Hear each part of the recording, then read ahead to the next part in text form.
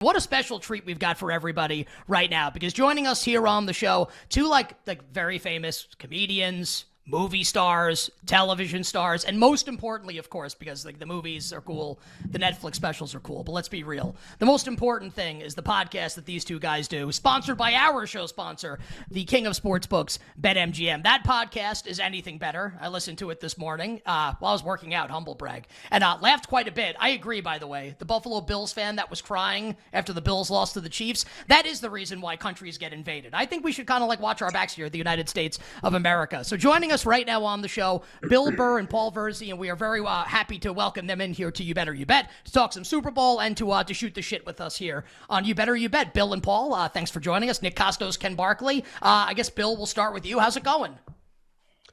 It's going all right. You know, I had some decent picks last weekend. The Lions had the backdoor cover. I knew the 49ers were going to win, and I knew, although I didn't see the Lions, going, what do you got? You guys look sad over there. Let's try to inject some hope into you. Let's go for the kill shot in the third quarter. Is that telling? I'm kind of sitting here being like, if you knew what was going to happen in that game, where were you? How come you didn't come on the show last week to tell us? Could have saved me the heartache. I bet the Lions to win the game. Listen, Nick, I knew the Chiefs were going to win the same way I know that they're going to win the Super Bowl. Okay. And everybody just sits there. Everybody jumps on Tony Romo. Oh, my God, when is he going to stop blowing this guy? And it's like, when are you going to stop acting like you played professional football? Tony did. You didn't. He's telling you he's the best. He's giving you a winner. He's giving you a winner every week. It's like, without saying it, he's like, put your money on these guys. And they went into Buffalo, and they fucking won. And then they went into Baltimore, and they won there. And they're going to go to Vegas, and they're going to win there too. And you bet early, when all these morons who don't know about football are going to, push the line for the 49ers because they're ball-watching morons. I'm telling you, Kansas City. Can you agree with that? Kansas City, here I come. I had blowing Tony Romo and all that stuff. That was my first question, so now we can just move on to some other stuff. That was pretty good. Do you guys bet on anything else? Do you just bet on football? We've never met before. Is it just football, the NFL, or do you bet? We do pretty much everything on this show. Do you guys bet other stuff too? I mean, just football. I'll personally. Bet Go ahead, football. But football is mainly, football is, what we do on the show. We don't really talk about anything else. But if there's something that I really love in something else, I'll bet on UFC if I like it. But NFL is, NFL's my shit. So. I think we would agree with that. That's our show slogan, actually. You better you bet. The NFL, it's our shit. Paul, do you think Tony Romo's a good broadcaster? Do you like watching him call games? I do. I mean, I like it just because it's cool to see a guy that played the game actually know what's going to happen. I know some people don't like that. I enjoy when Tony says, look, I would do this here, and then that's what happens. But I want to say something about the Lions game because I'm on a platform where I can do that because it's only so much of me and Bill sending audio message to each other, banging our heads against the wall, calling friends, texting people. But make no mistake, Dan Campbell lost that game for them. He did. No. I really believe that he did. I think that this whole thing of, that's what they did all year. It's not all year, though. You're in the NFC Championship game on the 30-yard line, and it's 4th and 3, and you're going to get the fan base going nuts. What you do is you take the points. You take the points there. John Madden takes the points there. Bill Parcells takes the points there. You go up 3 scores. Hold on, I just got to get this out. You go up, listen. When San Francisco You match what they just did. What? You negate what they just did. They come out, we've got to score some points. They bend, don't break. They let the field goal. You go down and you match their field goal. You guys are way too smart to actually, like we talked about, Bills fan crying is why this country gets invaded. Don't ever introduce a fucking point with you're way too smart for that. That's what he does. Come on. Because you don't make enough money to get a full sleeve, so I'm not going to believe anything that you're saying. That's how the country gets invaded, is when we take the points instead of going for the touch. That football is. Be aggressive, guys. Come on. You just said nothing. You just literally said nothing in a high register. It sounded great. Didn't it sound great, nothing. You just said nothing. Really You're in the NFC Championship game, dude. You're in the NFC Championship game. Let me tell you something. They kicked that field goal, Nicky half sleeves. Yeah. That's when I know you're going to be successful, when your tattoos go down to your wrist like every other barista out there. Is it possible it's because it you just didn't kick work? that field goal, what happens? Is it possible it's you because go you to hate it, though? commercial. You go to commercial. But you're Okay? assuming And it's going to go everybody's in. just sitting there dejected. If I could finish this point, they're sitting there dejected. They come back from commercial. What happens? Special teams are out there. You're lulling them to sleep. Okay, the second first of all, you decide to go for it, the whole fucking place stands up because it's like, oh my God, this is an opportunity. Dude, San Francisco, if they kick that field goal and they make it, they drag their asses off. Their offense drags their ass off the bench. You fucking injected life into them. They leapt up, and all of a sudden the momentum switches. The Lions aren't playing loose anymore. They're like, oh, fuck, we got to stop these guys. They scored that touchdown. It was a turning point of the game. 49er fans did not sit down for the rest of the game. They were all sitting down next to their wine and cheese picnic baskets going, why did I spend this money on these tickets? And then they were like, wow, this is a boring game. Let's make it exciting. Let's go for a kill shot in the third quarter, which does not exist. Yeah, and to add to that, I think if it's 4th and 1, maybe, but 4th and 3 from the 30, now you go back up 3 scores and you not only calm the fans down, but you calm your team down to go, look, they got a field goal. Now we're back out. We got another field goal. It's 3 scores. I think they put panic in I think Dan Campbell, man, I don't know. I think the Lions, worst case scenario, they go to overtime. Best case, the guy knocks down 2 40-something yard field goals. They win the game. That's and the whole theory of like, this is what we did all year. Yeah, in the regular season, against a bunch of teams you're not going to see in January. You don't do that against the 49ers with all those weapons. You think if Reynolds just don't. catches What do you say, Nick? What say you, Nick? I disagree. I disagree completely. Josh Reynolds catches the ball. We're not having this conversation. He's wide open. You catch it. You go win the game. Like if he caught the ball, would you be on every show yelling about it? That's something that can happen on 4th down. But the kicker can also miss the kick, though. You're making it like it's like exactly. you push a button and you get 3 points. What if he misses? the The kicker's kicker. terrible. What if he misses? He's not terrible. You're just saying he's terrible because you're trying to make your point here. Nick, there's no reason to yell. If you actually had a good point, you wouldn't have to be screaming and yelling. I like to scream and yell. You know what it is? You grew up playing Madden football, and you think that's real life. I did grow up playing Madden football. That is 100% accurate. Yes. All right.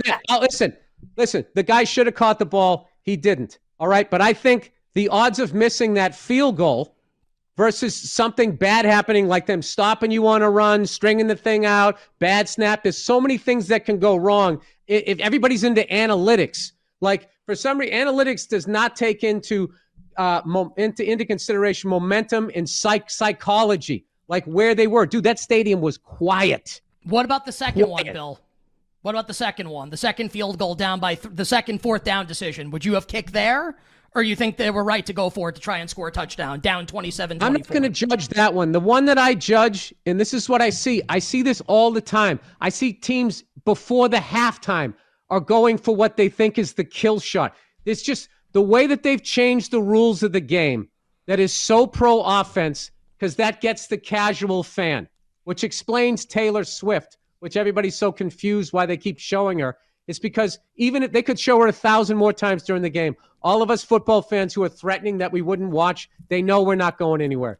They know we have nothing better to do. We've built our lives around this. They're trying to get the casual Swiftie fan so they can see what she's wearing. It's just one of those things, what do they call it? Expanding their brand. It's another revenue stream.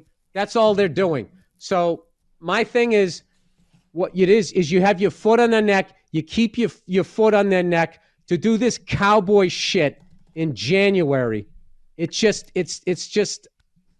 something like if you're going to do that, you might as well have some fan in the upper deck coaching your team. I volunteer. And that whole idea of, I have a buddy of mine that says field goals are for losers, and I'm like, all right, Adam Vinatieri. They aren't. The Patriots won 3 and the Colts won 1. With the field goal, they're not. But the Patriots were never going to go for 4th down with a tie game in the Super Bowl. Of course they were going to kick with Vinatieri. It's funny that you say that. You know what happened that year we were undefeated? You know what happened? What that year we were undefeated against the Giants? Yeah, your head coach got arrogant and left 5 guys in to block the Giants' defensive line. Look at Nick. Nick doesn't like when you make a point. Can I finish? Just saying. Before you get your glasses all stained up again? In that year we were undefeated. We go in against the Giants. Our first drive, we go down. We're like on their 40-yard line. They stop us. Rather than kicking it, we went for it, and we didn't get it. Stupid. Total momentum shift. It was stupid. That's that cowboy. Like, you dance with what brung you. I'm going for it. America. It's stupid. It's stupid football. I remember when I was a kid, when they grew up, they said missed extra points come back to haunt you. And they did. Well, yeah, I remember Chris Collinsworth said a bunch of times. Chris Collinsworth goes, man, if they would have went for that field goal and taken those points, we'd be in a different situation now. Plus, here's the other thing, too. This is the last thing I'll say about it. I mean, we could agree to disagree. The ball's on the 30, man. This is not a field goal that's far. And so even if he takes one of them, I think that kicker makes one of the two. So let's say he misses one. At least if he makes one from the 30, then you're still got a shot for overtime. That's all I'll say. I just think make them catch you. Don't give them the ball. Make them catch you. Yeah. I don't mean to relitigate Super Bowl 42, where our Giants beat the undefeated Patriots. It was really awesome. It was really great. February 3rd, 2008. Wouldn't you say that the real reason the Patriots lost that game is because Bill Belichick refused to have someone else blocking the Giants' defensive line and just sat there with only the 5 offensive linemen and they couldn't block them the entire game? I would say that was the reason why they lost. No, I would say that the worst thing about that Super Bowl is the Giants never got credit for winning it. Really? Even the way you framed it as a Giants fan, it's not that the Giants won and were on the road the whole time and it was one of the great Super Bowl runs of all time. It's that they beat the undefeated New England Patriots. And most people, when they look at that season, they don't even understand the whole season to begin with. So that's how you end up looking at it. You ignore the fact that it took us to the last play to beat them in December, and it took them to their last drive to beat us. It was two juggernauts going against each other. And the biggest thing that happened to us, which really fucked us that year, was Spygate. Was when Mangini ratted us out for something, and most football fans didn't realize that was totally legal up until that year. And it didn't say that you couldn't have a camera anywhere in the stadium. It just said you couldn't do it on the sideline. And the Patriots were guilty of ignoring that rule. So then guys like Steve Young were going, they should take all their titles away, which was stupid because it wasn't illegal up until that point. So then they started questioning our entire fucking legacy. And then Belichick and Brady got mad and said, oh, yeah, this is what we could have been doing. And there was a 4-week period where we were running up the score like a college football team in the 80s trying to win the BCS championship. And then after that, every game we played from mid-October on was a playoff game. Because everyone was like, you're not going to embarrass us. I remember we played the Ravens on like Monday Night Football in November. It was a Monday night game, yeah. Yeah, before the game. People were waving towels like it was the AFC Championship game. And the bottom line was our defense, once you got past our front four, you were going against, we had like 38-year-old Junior Seau, and we were a very beatable team. The Cowboys almost beat us. We had a lot of things that we were almost beaten. But what it was the 24-hour news networks, the Spygate thing, and all of this bullshit. It was the Taylor Swift thing. This is the story. Go with this. It's kind of like the Buffalo Bills. Wide right fits perfectly into their story. So they're not going to analyze that game and say that Buffalo is not ready for prime time, played a sloppy game, and even if they made that field goal, it just would have been tied, and they still would have lost because Kansas City is a better organization. They're just going to go with the 2 worst words in Buffalo, wide right. And it's like every time they show the Patriots when they have a home game, they used to, now that we have a lighthouse in the stadium, they would always show like a lighthouse and some fisherman tiling sailors, like sailor knots. I lived in Massachusetts for 30 years. I never went to a lighthouse and I never met a fucking fisherman, but that's who we were. That's who we were. So it's all like, if you want to, like, as a football fan, want to talk about that game, is the Giants. That was one of the great teams of all time. And, they were every bit as good as the Patriots. And either team could have won that day. Same way in December. And that's what happened. We won the first time. They won the second time. That's what really happened. But guys like you with half a sleeve got to walk around and like memorize the day. Just to be clear, and get like custom pajamas that say, hey, Paul, all these years I've known you, have I ever brought up the 2004 Red Sox? Do I tell you the date and all that stuff? It's so stupid. You have 27 championships. We're never going to catch you. That is true. You know, we lost that day. Who gives a shit? You know, To be fair, we I went grew up in to 9, we Massachusetts. won I 6. never went to a lighthouse. Who? I went to like the Natick Mall. I went to Jordan's Furniture. I never went to a lighthouse. I never went to. I grew up in Massachusetts too, so I'm with you on that one. I want to ask Paul something too, because you gave him a ton of shit. I listened to the last episode of the podcast about like, you know, championships and like him bringing up like, you know, he was a Yankees fan. Like he could just bring up 27 championships when somebody would bring up something. And he was, Paul, I feel like you're really, I don't even know if it was quietly, you're really optimistic on the Knicks. And he was like, Bill kind of crushed you a little bit because like, oh, the Celtics, like we'll see when we get there, all this stuff. We do this on our show all the time. Nick's a huge Knicks fan. I was joking with them, sir. I watched the Knicks. I root for the Knicks because I want Paul to be happy. I watched them last. They had an 8 or 9 game winning streak. I know what's going on with those guys.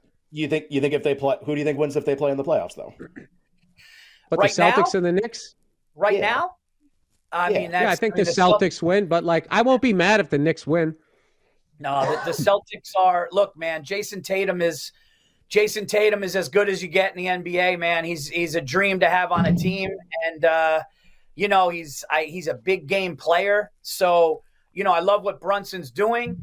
Right, you know who knows if the Knicks can get a shooter off the bench and maybe we have a good series with them. But I'm scared of the Celtics right now. I don't think anybody could say that they're not. I'll tell you what, I think the Celtics are.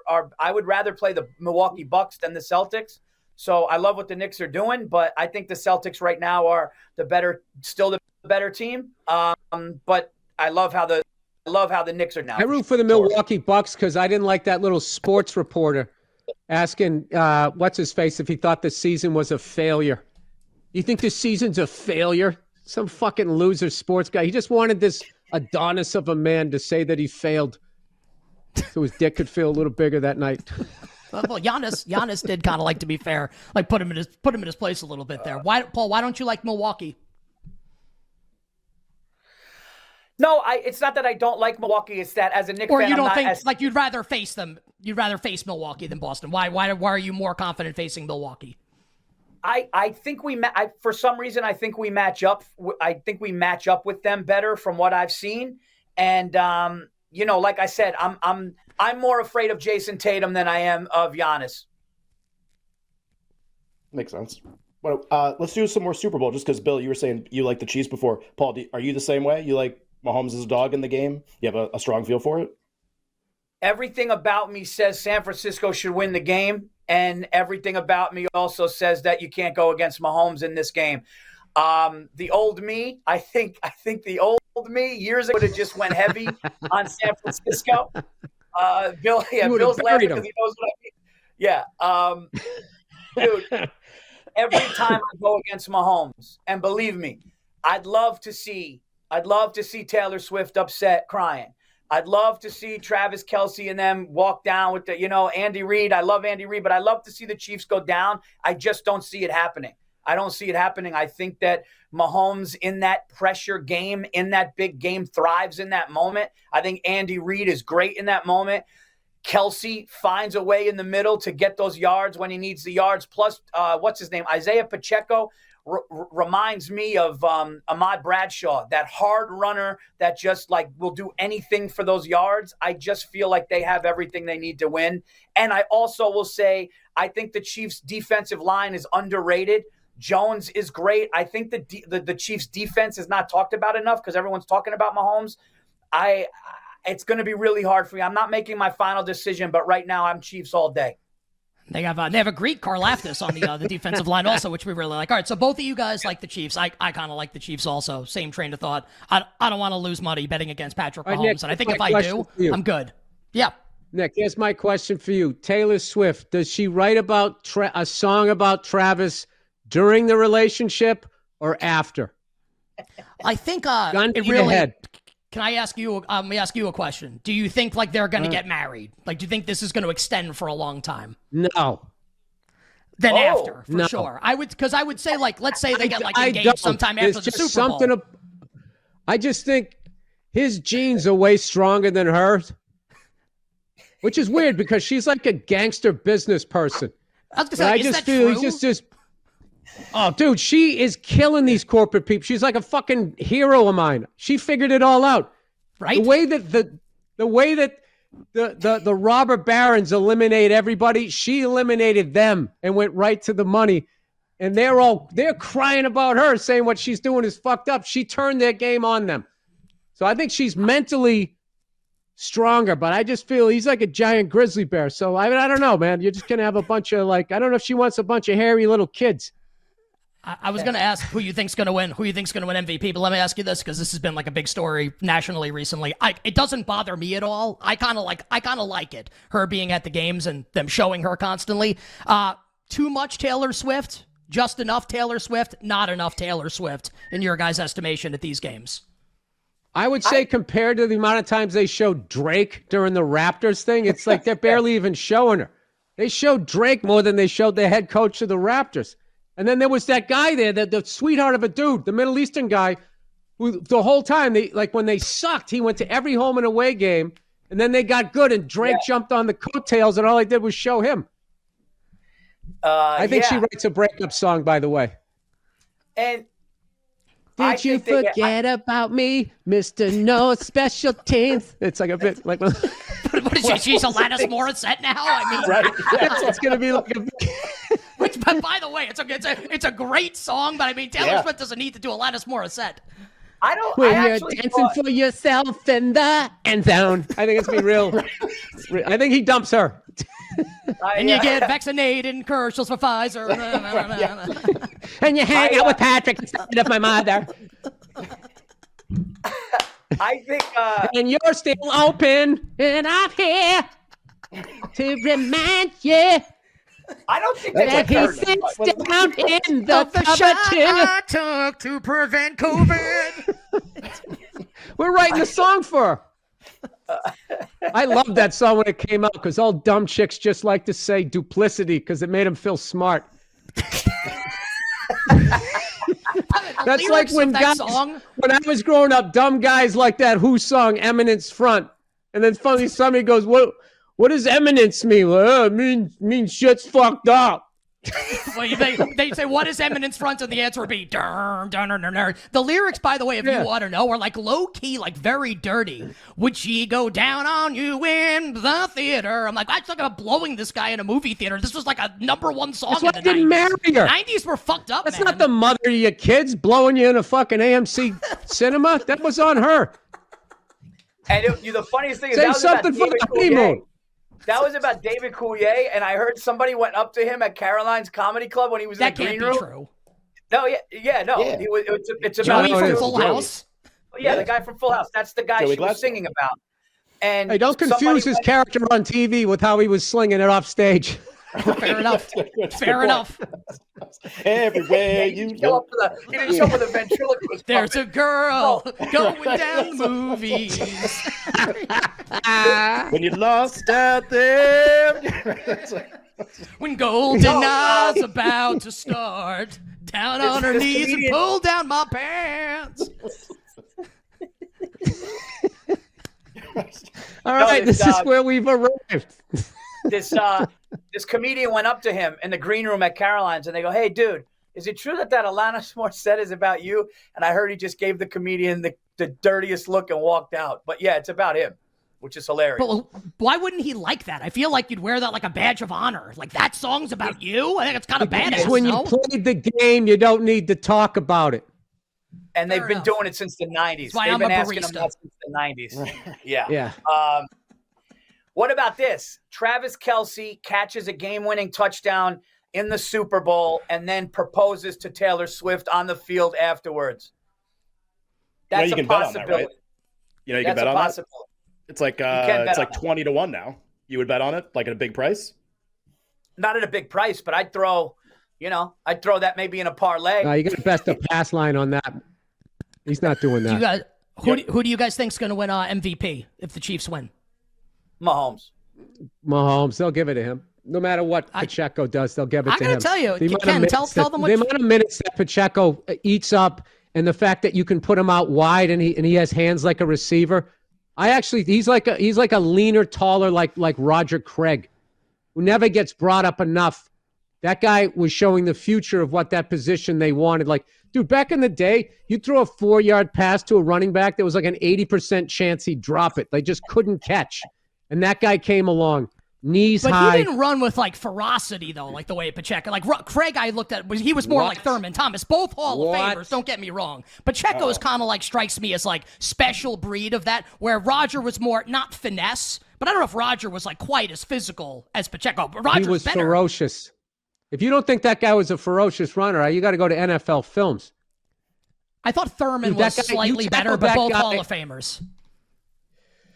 I don't. All right. Well, whatever. Well, there's a generational gap between you and me, Nick. But I think we're gonna find our common ground. We did with the Alanis Morissette.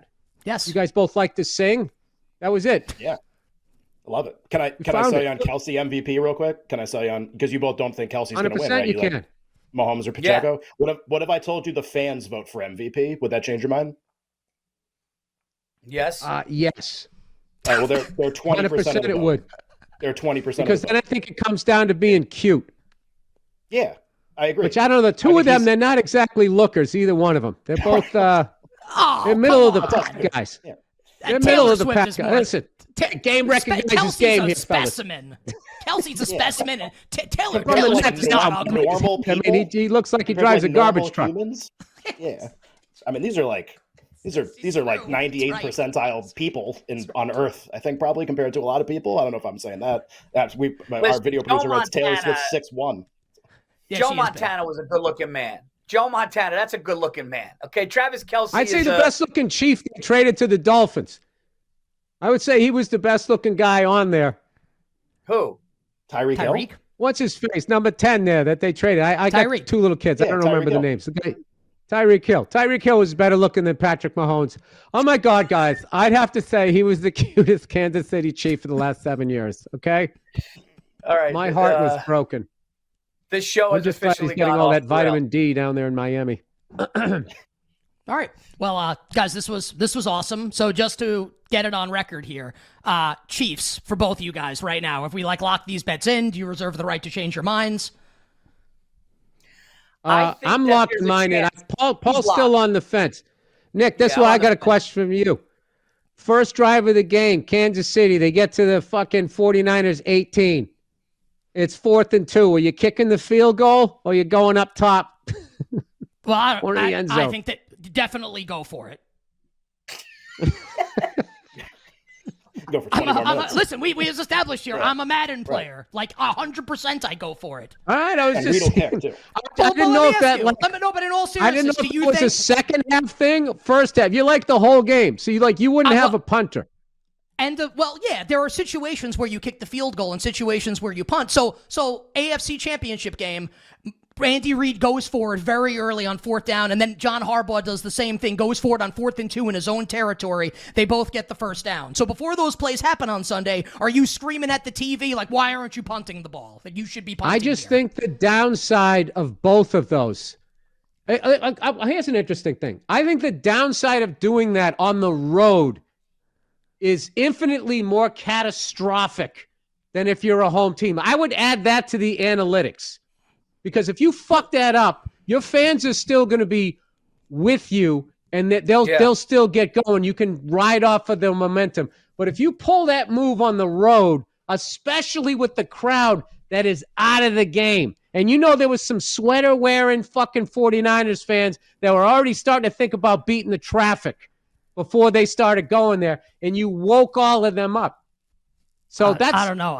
That's my big thing. Listen, I'm not saying a lot of times I'll be like, why are they going for the 2-point conversion? And they get it. I'm not saying I'm 100% right on this, but what I don't like is when that doesn't work out, the rest of the game, the announcers don't talk about it going like, hey, this new style there, with the analytics and stuff, there's this major downside to it that really turned this game around and nobody talks about it. So I'm definitely the old guy saying, "Get off my lawn."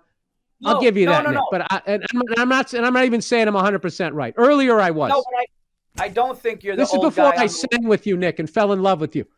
Earlier. And I'll make sure I get you your oat milk latte at the end of the interview as well. All right, thank you. No. Here's So I'm not 100%, because there's a lot of times I'm screaming at the TV by myself at home, and then it works, and then I go, well, it shows you what the fuck I know. But I maybe I'm too conservative in that fucking moment.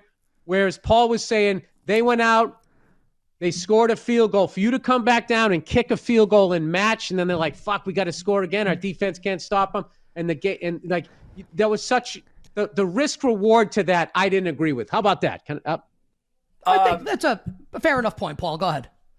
Nick, what I would say is to like going to your scenario of you go down, or Bill's scenario, you go down to the 18-yard line. You know, Bill Parcells said something, and Bill Parcells has multiple Super Bowls, and everybody on this show has 0. And you know what he said? He said, when there's a 0 on the board and you can get points, you have to get your first points.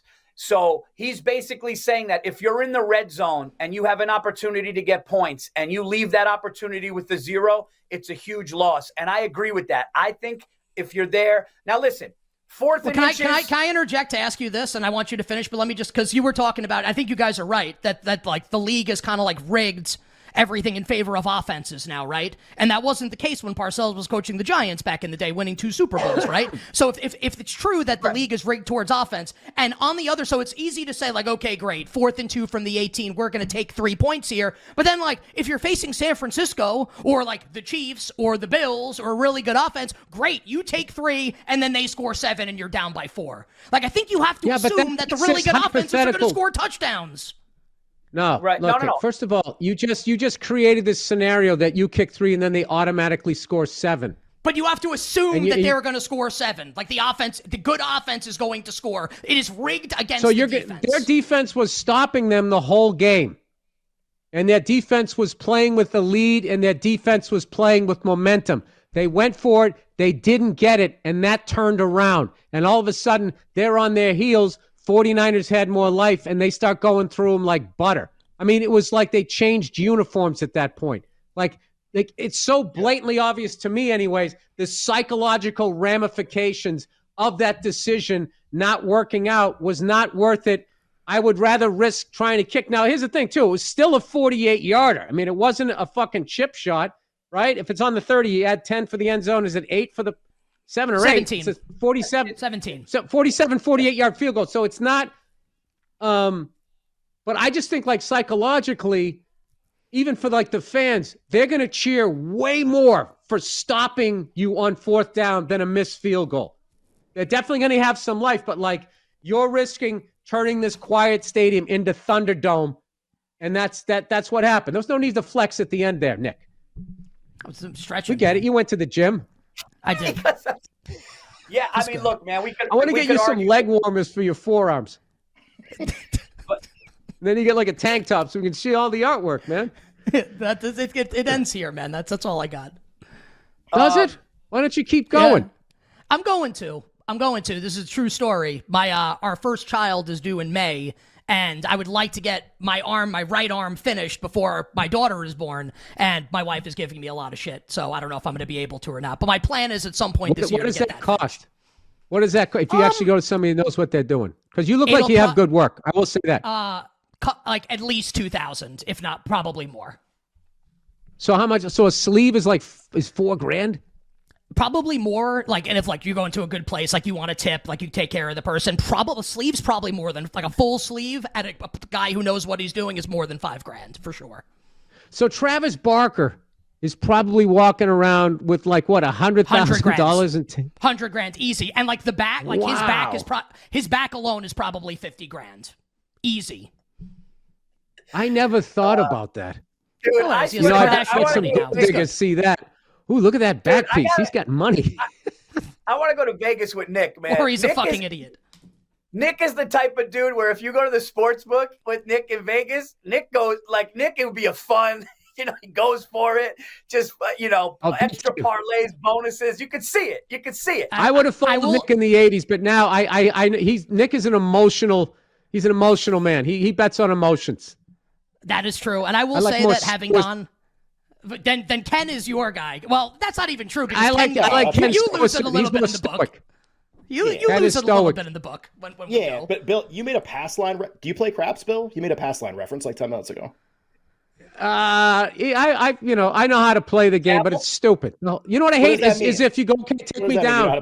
You're jinxing the shooter. It's like, am I supposed to just leave it out there till I lose everything? He's gonna crap out. And then when they would come in and change the fucking dice, And then the guy immediately 7 down. I was like, all right, fuck, this is stupid. You think there's like a cooler? You think that's a real thing? Oh, absolutely, It's dude. been When my it's hot, experience. Why are they changing the dice? And they don't change the dice when everybody's losing. dude, I played craps a lot in Vegas, and I've been at tables where it was exploding and people were making money, and they switched things and a lot of people started to get upset, man. It was a momentum. I mean, listen, I know at the end of the day it's a dice thing, but the feeling of the table and the people there, man, when they're rolling, you got to let them roll, man. What's your favorite casino game? When I was in Detroit, they made Virzi take his Air Jordans off. That's how much he was killing him. Wait, what? Pitbull came out, to take off those sneakers, made him a little bit shorter, and he fucking crapped out. Wait, what? What happened, Paul? Paul, what happened? No, I'm kidding. No, Didn't he's happen. kidding. He's kidding. Oh, that's unfortunate because it sounded like it was going to be a really good story. Sounded like it was a good story. All right. That's Now listen, and I want you guys, and You really think they were going to make you take your shoes off? I don't know, man. Like the crazy I shit thought goes on that in was these so casinos. ridiculous. You knew I weird was Indian fucking casino around. I'm in sorry. Detroit? I don't know. Yeah. Who knows? Listen now. All right, I'll give you this. Detroit might have thrown it off. Okay, fair enough. I know you guys will be honest. Can we do this again sometime? Feel free to say no. 100%. Only if you agree to sing another hit song with me. We just wrote. We should copyright that before Taylor takes it. This is a true story. Listen, I am saying this to gas us up. I am, candidly. We do that on the show like almost every day. Like make up a song and just like ad lib the entire. So that happens a lot on the show. So literally anytime. So I can write this down that Bill and Paul have both agreed to come on You Better You Bet Again. Yes? I'll come on. I was kind of interested. Now you're just getting like, he sounded desperate, you know? You guys are huge. Desperate. Yes, it helps us, of course. Yes, that's true. Yes, I am desperate to get I you didn't back mean it on. like that. Accurate. I'll come on whenever you want, just to listen to Okay, you great. We'll fucking talk to you scream tomorrow. at me. It was enjoyable. We'll talk to you tomorrow. About 4 hours a day. Yeah. Yeah, we'll see you guys tomorrow. It'll be awesome. All right, we appreciate it, guys. Fellas, thank you so much for having us. Well, I want to Thank promote you, the man. podcast. And anything better is the podcast. It's awesome. We both laughed our asses off listening to it this morning. Presented by our show sponsor, BetMGM, the king of sportsbooks. All right, we'll enjoy the Super Bowl. We'll talk to you later. Bye. All right, thanks, Thank buddy. you. Have a nice day.